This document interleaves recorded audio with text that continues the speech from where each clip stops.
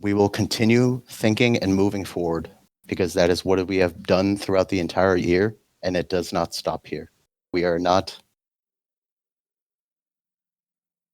demotivated in any way. If anything, for me personally, this gave me more hope and more energy. I'm joined with Reven after an unfortunate defeat to FlyQuest. I just want to start from the very beginning with game one. With how we drafted, we kind of drafted a sort of like, we didn't do anything for the first 20 minutes. And then when we finally decided to do something, we lost. And it feels like FlyQuest is really good at doing that, whereas we're better at like picking Zinzao and skirmishing or trying to dive and be a little bit more proactive. Dokla was talking about it. The cast was talking about it. Was that like intentional that we were like, okay, we're just gonna play this like more safe way and just get our objectives, have our Varus, poke them out? Or did the game happen to evolve that way? Like what happened game one? Great point, because the only game that really rubbed me the wrong way was game one. And it was because we were checking all the boxes as to like, are we checking conditions like who has item spikes, who has TPs, flash, like, and we hit this. And then there was no definitive like, okay, we're ready now, let's go do something. And if I remember correctly, the actual real first fight was like at 15 minutes. And I think if we actually responded properly, that should have been winning for us, but it wasn't. And yeah, I don't agree. It's not as clear cut as like, oh, Shopify or 100 are just like fighting teams, and like Fly is just like a controlled team, so on and so forth. It's just like we were doing a great job in like checking the checklist of like, can we actually fight? But there was no like real go button as to, okay, now we're just down to fight. Let's go fight thing. Maybe it was nerves. I don't know exactly. But going further than that, I think that was fixed during the series. So generally pretty happy, I think. All right. And then game two, I know you said on broadcast you were very surprised that they brought in the sub top laner because they thought that they were going to be on red side, which is strange because we almost always pick red side, so they should know that we're not going to, which was a little weird to me, but just pretty funny, I actually wanted to say that out loud, but I didn't want to self-admit it. They did their quote-unquote homework. They should know that we prefer red side. But with another thing is, I actually think it's more tricky against Bwipo on red side because he has the more really weird picks in comparison to like some edgy like sword matchup that this young kid plays. I actually think Bwipo is a better red side top player than Gakos is, personally, from my view. But I mean, they're doing what they're doing, so. Yeah, before that interview where they said that, I felt quite disrespected. It's like, okay, I know we lost game one, but it's not to the point where you can just sub in the 17-year-old who's had one game his entire like career. I mean, it was really weird because they didn't put him in the past regular season games too, if I remember correctly. It was just one game, that's all. Yeah, he played one game, didn't play, and then now he's playing him like raw in winners finals, and I'm just like, weird. Yeah. I do want to talk about the like game two. Obviously, we had a lot more like engage options with Zinzao. We had Annie, and Contracts was playing like a madman, which I love to see. I'm also a jungler, so I'm also crazy like that. But then game three and four, we also had that sort of like fight, but it didn't seem like we were doing the checklist. There were multiple times we were fighting where the enemy carriers have 2 items and we don't. Specifically, like game three, Vi ults like I guess technically the second dragon of the game. She ults the Mbessa. Ezreal still only has 1 item, where Kai'Sa has 2. Like Galio has 1 item, where Ryze has 2. It just felt like we were kind of falling off the rails a little bit.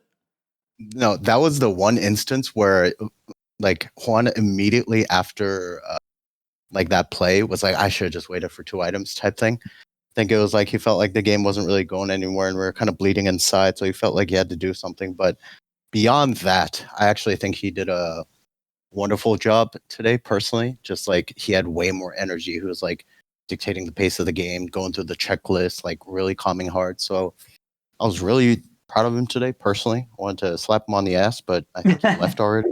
That's a bit sad, but yeah, I think he did a good job today. Personally, All right, I think you were saying before this, but you feel like the team atmosphere is quite positive. Like you guys could have won a bunch of games. Like you said, chin up, head down. We're just gonna keep grinding, and we're gonna win the next two. Try to win the next two best of fives. But like, what kind of went wrong? Do you feel in like games 3 and 4? Obviously, the community is going to point at the mid lane. It felt like Quad had a really good series, and Palafox didn't. But I don't know how you guys internally are looking at those games. I think beyond the obvious per se, because Christian already admitted it, like at the end of the series. But like, I think just game 1, I think we didn't pull the trigger or like sort of half-assed it at times, which is very uncharacteristic of us personally. Game 2, even game 2, like we're in a very commanding spot where if we just actually, I don't want to say, if we had that energy beforehand and was like more coherent with it, I think that game was like, I think 40 minutes or something. 45, I think, yeah, something crazy. Yeah, I think if it was either scrims or like they weren't overthinking it, it really should have been like a 30-minute game, in my opinion, or even like a 27-8 type game, because they really can't do anything. But yeah, so I think today we did what we are generally bad at well, and then we didn't do well what we're generally good at, which is pretty ironic. But I'm still overall pretty happy with the guys today, because like just going through the checklist thing is something that we lack at times, but I think it was fine. All right, I did want to ask about like moving forward with the games and the improvement of Shopify. Even pro players are saying, "Oh, they beat C9," but like in the rematch, which I think they're already assuming that 100 Thieves is going to lose, but I think Inspired was like, "Oh, I think Cloud9 is going to beat Shopify this next time around." Like, I guess from you guys' perspective, how much of that was like, "Oh, Cloud9 didn't show up and we did"? Like, it feels like this team has belief, and I just want to see like how far does this belief go? What team? Our team? Your team, yeah.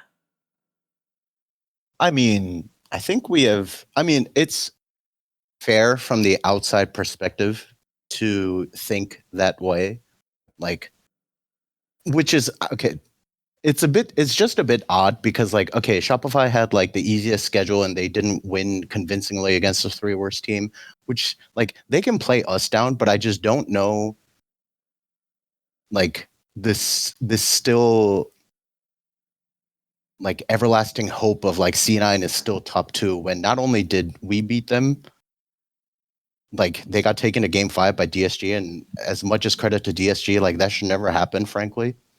And honestly, just game performance wise, I think 100 is probably either on par or better in my eyes. So, I mean, I think Inspired's obviously a good player and a smart guy. Maybe he just thinks like caliber is caliber, and he thinks C9 can pull that off. But I generally disagree. I don't even know if C9's favored going into 100 personally. Oh, wow. So you would put 100 over C9 if you had to predict?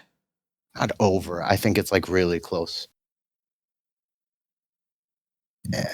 I think it's really close. It's all gonna depend on draft, where 100 pretty much plays only one style. So if they prepare well against that, they should be fine. If they don't, and they have some draft oopsies like they did in quite a lot of games, honestly, lose. Yeah. I do want to ask about the draft point, because it feels like every time Cloud9 loses, Nick or Narrowsmith is like, "Oh, I should get shot for this." Like, "Oh, it's just really bad drafting. The team had no way of like they tried their best, but the draft was really bad." And then when they win, he's like, "Oh my god, I'm so good at drafting." And it just feels like an excuse at some point. It's like, yes, drafts can matter, but how much does it matter? I think it. So in principle, as a coach, every draft is winnable and you can play, but it's just.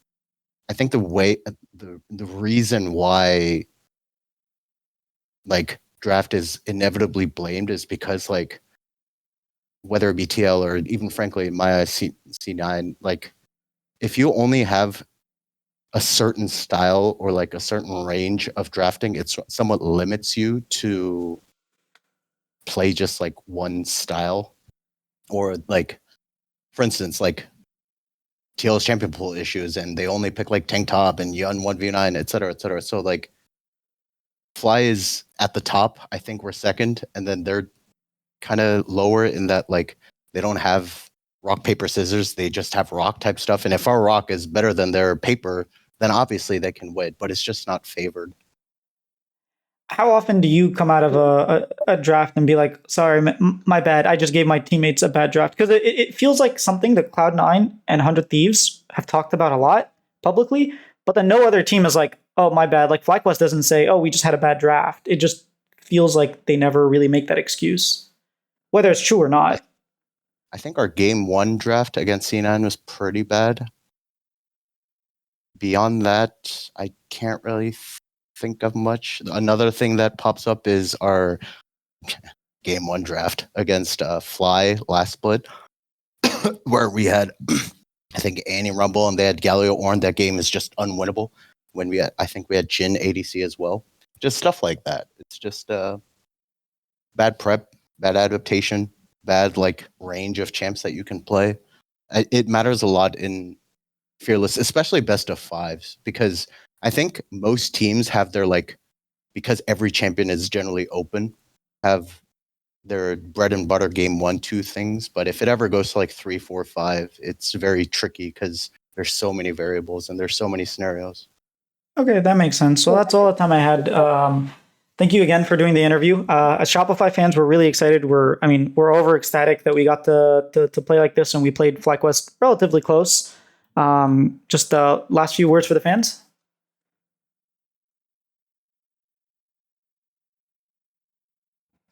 We will continue thinking and moving forward because that is what we have done throughout the entire year, and it does not stop here.